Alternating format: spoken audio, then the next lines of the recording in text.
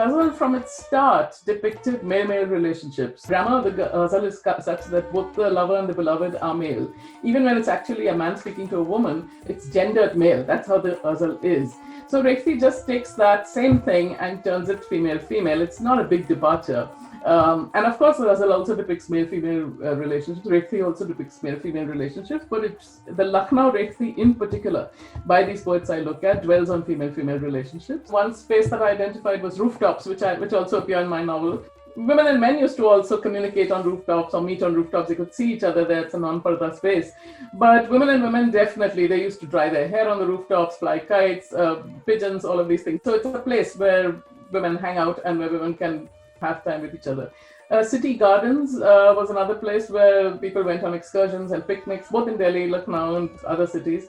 And that's depicted as a place to meet. The neighborhood itself, the mohalla, dropping into each other's kitchens. They're very amusing poems about the neighbor lady coming by to borrow a burning coal to relight her fire, and then playing on that idea of fire, that you lit a fire in my breast, and so on. So kitchen gardens, that's another space where women could meet. But we also have the city itself mapped out.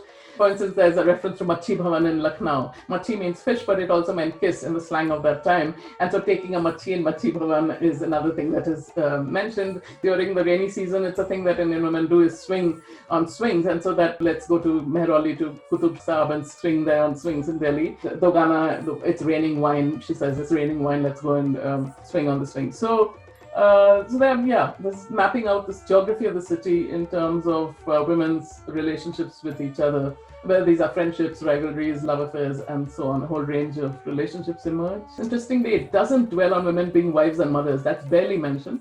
It dwells on the pleasures of life, on shopping and excursions and picnics and conversations and friendships and love and servants and fighting with the servants or conversing with the servants or gossiping, whatever. So it depicts the whole spectrum of life, but does not dwell on domesticity. So I find that interesting in terms of poetry that's focused on women, that doesn't dwell on their being domestic.